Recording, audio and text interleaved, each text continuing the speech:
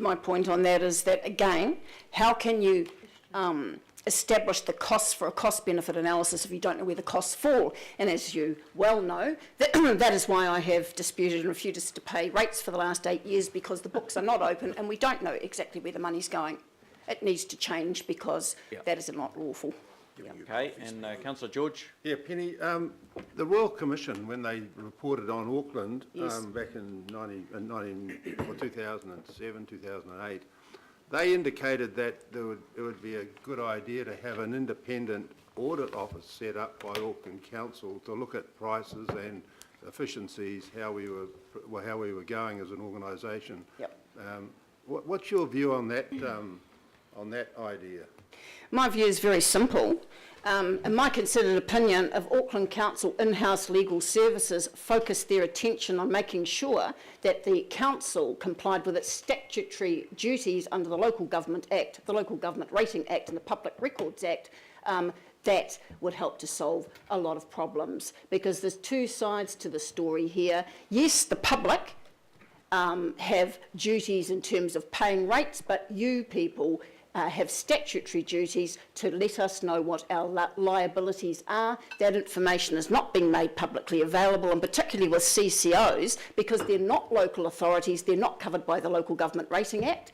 And with water care, you still don't have any idea, if you look at a water care bill or look on their website, where any of the money that they are getting, they are spending. Where's it going?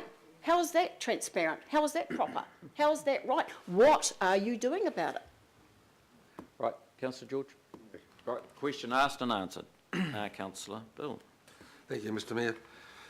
Thanks, Penny, for your input once again.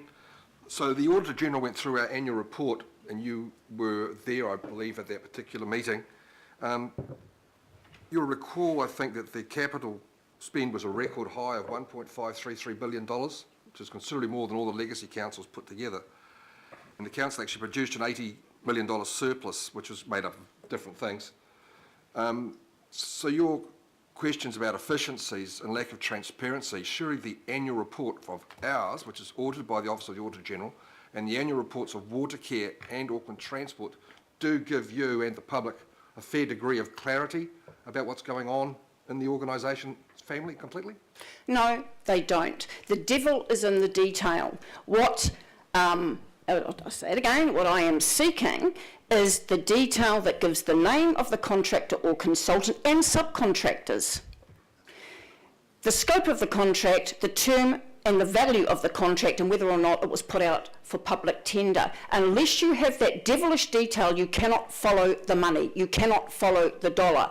And we are allowed to know that information. It's our money. Where's it going? Because as soon as you get into contracting, you get into contract management. And I believe we end up with a three-tier system of contractocracy, where you have the consultants that project manage the works contractors, who then a number of them farm out the work to subcontractors. So it's the ones with the boots and overalls on who get their hands dirty doing the work.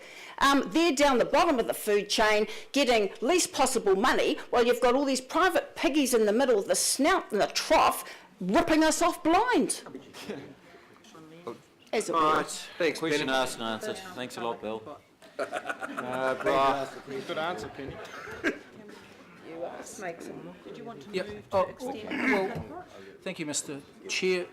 Penny, I wanted to put that in May, the Chief Executive launched a move to make the council more transparent, and any contracts awarded over the value of $100,000 would be available, some detail would be available on our website. That was the intention, and I understand that's what's been happening for the last financial year and now the current financial year. And I just wonder if you've been on the website, if you've seen those details, and what problems you have, if there are any shortcomings around that, because from my perspective that's a big improvement as far as contractors, consultants over 100,000 now being publicly available on the council's website. Well, I like to think that all my kicking and screaming and standing up in court and making a huge fuss may have helped to achieve this glacial progress, but it is not enough. Why contracts over $100,000? when I pointed out that Auckland Transport basically gave the detail that I was seeking, but only contracts worth more than $50,000, I pointed out it should be every dollar. Now, what's the problem is with the information being provided on the Auckland Council website is that it is not as transparent as it should be, because what it does, it groups together, it aggregates the supply and the total amount with their contract. You do not get, with each uniquely identified contract, that devilish detail. And also it does not apply to sole traders. And so although it's like trying to push a dinosaur, it's a very slow step in the right direction, but it does not cut the mustard because it does not give the devilish detail in the format that the public need to exercise proper public scrutiny over our money. Right, thank you. Penny, thank you very much for your submission today. Right, councillors, I'm going to move. Second will be Councillor John. The receipt of submissions from Steve and Penny. All those in favour say aye. Aye. Those against? Thank you very much. Right, now we're going to move to local board input. We have 2 local boards